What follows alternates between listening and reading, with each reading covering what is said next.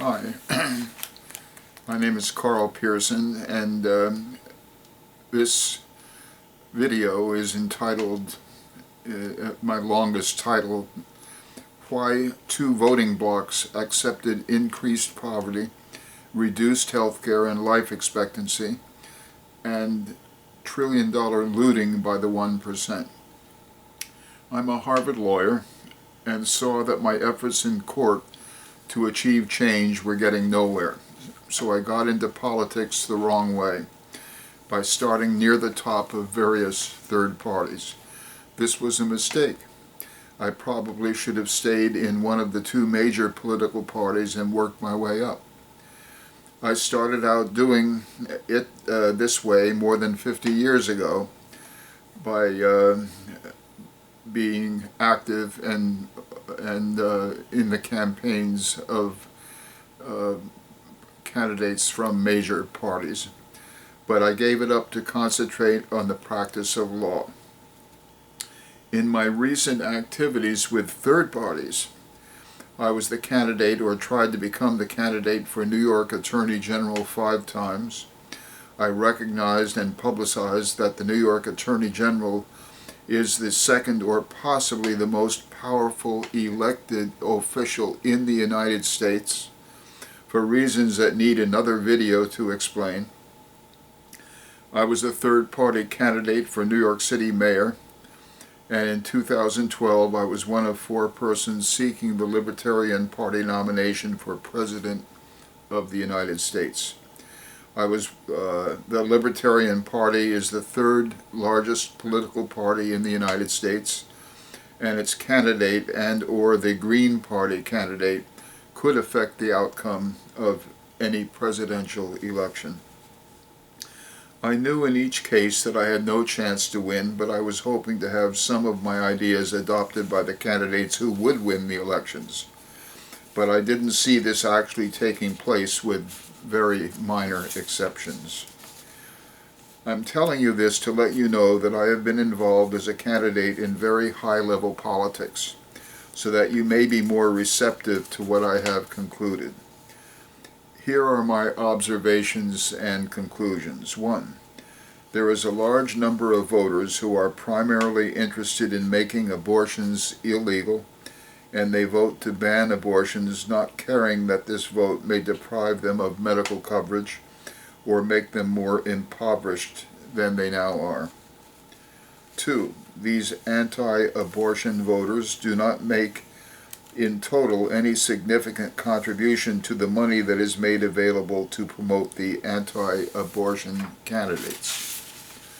3. There is also a large number of voters who are primarily interested in stopping legislation that would restrict sale of military assault rifles and other rifles and guns, and they vote to oppose legislation that would limit rifle sales and gun sales, not caring that this vote may deprive them of medical coverage or make them more impoverished than they now are. 4. These pro-rifle voters do not make in total any significant contribution to the money that is made available to promote the pro-rifle or NRA candidates. 5. The total amount of money raised to promote the candidacies of the anti-abortion and pro-rifle candidates amounts to billions of dollars in election years. 6. The persons who provide these billions of dollars are putting up the money not because they are interested in banning abortions or in promoting sale of rifles or assault rifles or guns. Instead, they are interested in electing U.S. senatorial candidates who will appoint conservative judges who will refuse to enforce the nation's antitrust laws, and congressional candidates who will vote for lower tax rates for the rich and for multi-billion-dollar bailouts for banks and other major corporations without any accountability, and to vote to eliminate Obamacare, for example. 7. The senatorial candidates elected with these funds have appointed Supreme Court justices who decided in the Citizens United case that there is no campaign contribution limitation to super PACs, when the campaign contribution is not controlled by the candidate, but when making contributions directly to the candidate, such as myself, there is a limit of $2,800.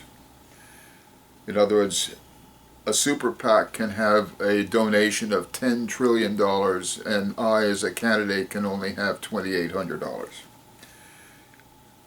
8. The number of corporations and individuals deriving substantial economic benefits from the conservative Supreme Court decisions is probably fewer than 10,000.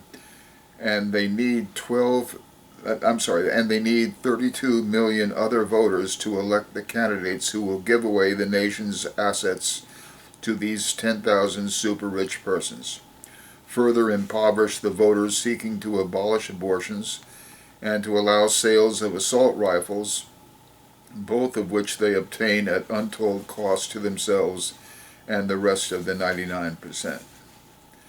9. I believe that the lack of understanding of the nation's antitrust laws is partly responsible for the failure of the abortion ban pro-assault rifle voters to vote against their economic interest.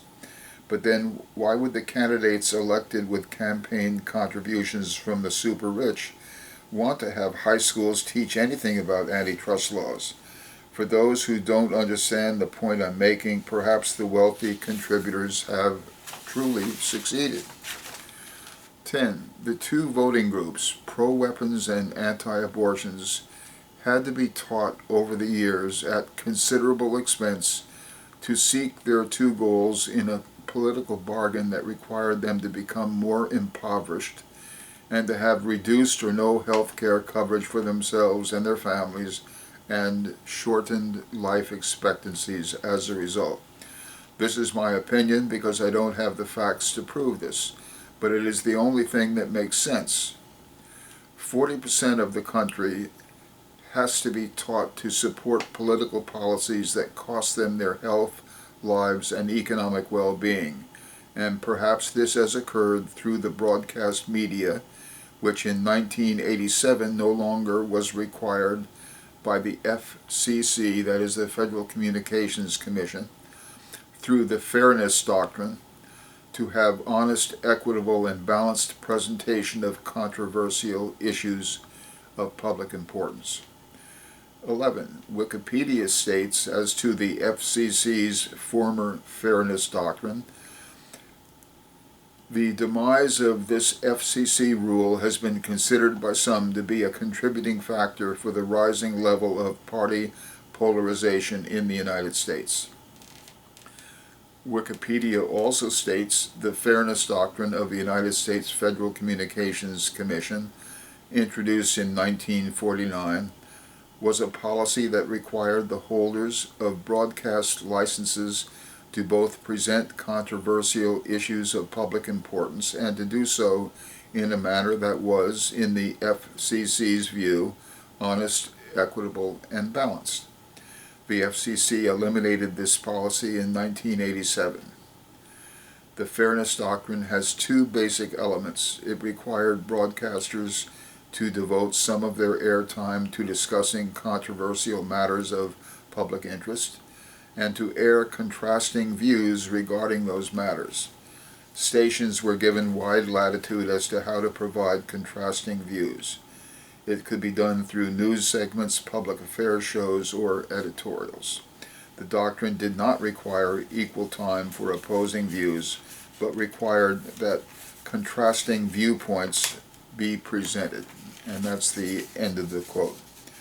12. In summary, it seems to me that a small number of super-rich corporations and individuals who themselves represent less than 1% of the necessary votes have used their money to create two different groups of already poor voters who have been taught to express their political will in two economically harmless areas, anti-abortion and pro-assault and other rifles, and who are willing to accept further impoverishment and loss of health care coverage and a shortened life expectancy so that the super-rich can steal trillions of dollars from the government and the public and destroy the U.S. democracy.